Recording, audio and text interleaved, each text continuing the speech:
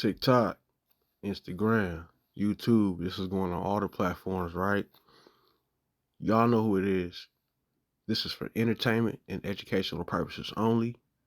I just want to show y'all something because for any of those people who are interested in repairing credit, complaining against these companies that's been taking advantage of you financially because you've looked at the contracts, reassessed and realigned, and you tried to file a complaint with CFPB, I got some very important information to share with you today.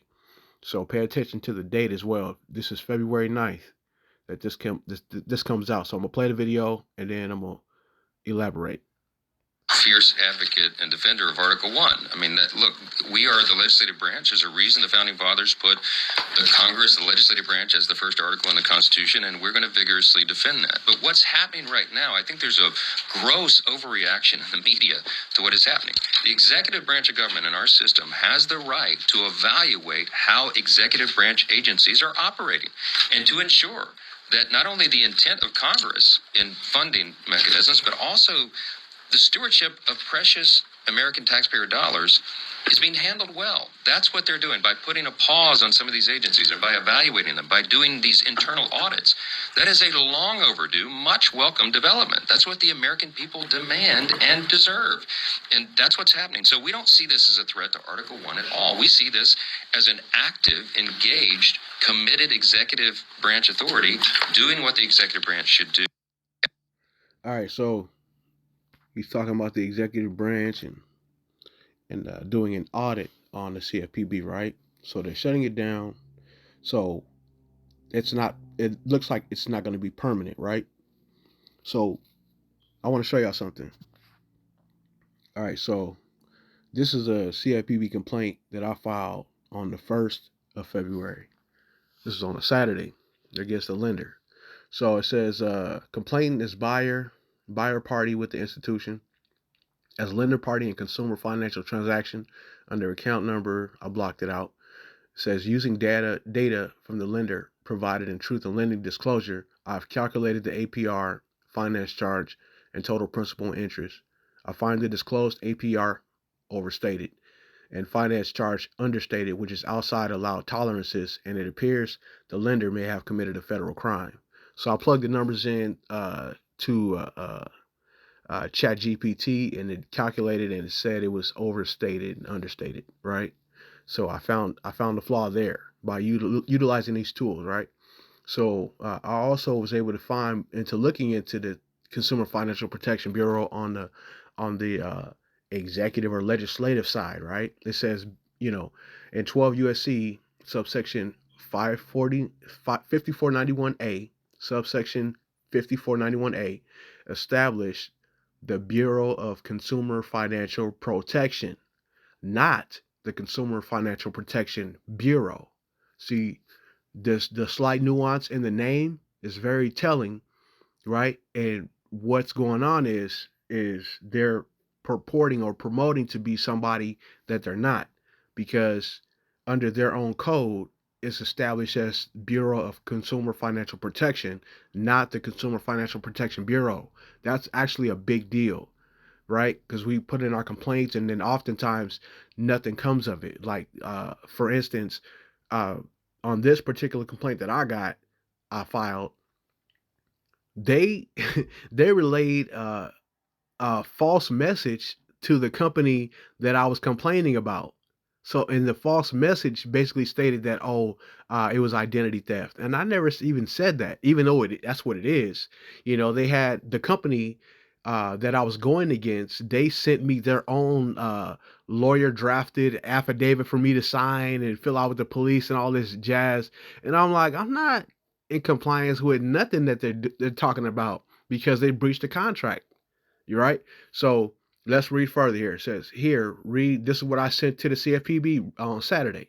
Here, read the law for yourself. A bureau established in the Federal Reserve System, an independent bureau to be known as the Bureau of Consumer Financial Protection.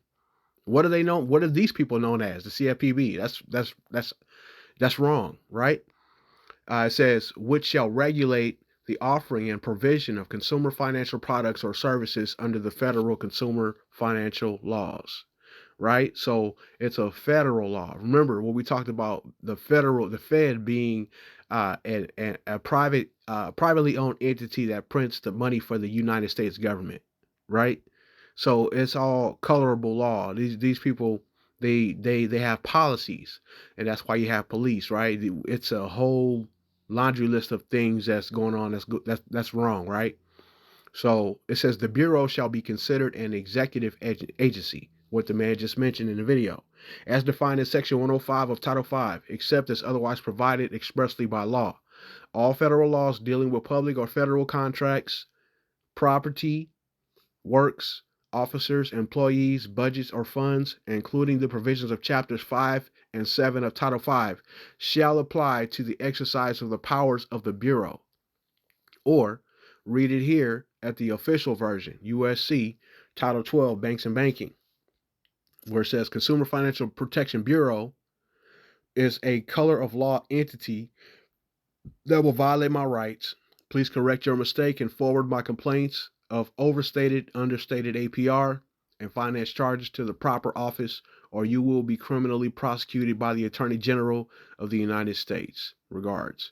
Right? Because the Attorney General is basically put in place along with the comptroller of the currency to regulate the bureaucracy, right? Supposedly, right? But as we're coming to find out, these things have been going in the executive's favor, and they've been profiting handsomely from this. So oftentimes what I believe, in my personal opinion, this is just my personal opinion, is that we as the people, the actual people who have actual rights, have studied those rights and are applying those rights under the Most High, creator of heaven and earth, right? We're studying and looking into these things and finding the hypocrisy and citing the flaws in this indoctrination that they're putting upon people, right? They're fooling a lot of people. So what I believe personally, what the CFPB is doing is taking people's complaints where they've done their due diligence and they've called these people out on the hypocrisy and the fraud that is their federal management systems that are basically compartmentalized, right? And they're taking those actual complaints and they're filing cases against companies, like the major companies, right? And winning these lawsuits based on what we have presented to them. And so this is where their funding is primarily coming from, because in a class action lawsuit, excuse me, they are winning big, and then they're giving the people, us who actually have the gripe with these companies, they're giving the people crumbs or nothing at all. But they're taking on these cases as if they were victimized, which is a conflict of interest. So if they're being shut down, if they're being audited, the money needs to go back to the people that filed the complaints and got nothing. So in my opinion, I'm not a lawyer, I'm not an attorney, nothing like that, right? We'll be to you lawyers, right? And basically attorneys too, because they just turn things over to the state in an administrative fashion for the benefit of the executive and the federal government, right? Okay, so I think personally people need to sue the CFPB, because once once they're audited and everything is liquidated, who benefits? The creditors, those people who have claims against the FPB. That's all. I'm out.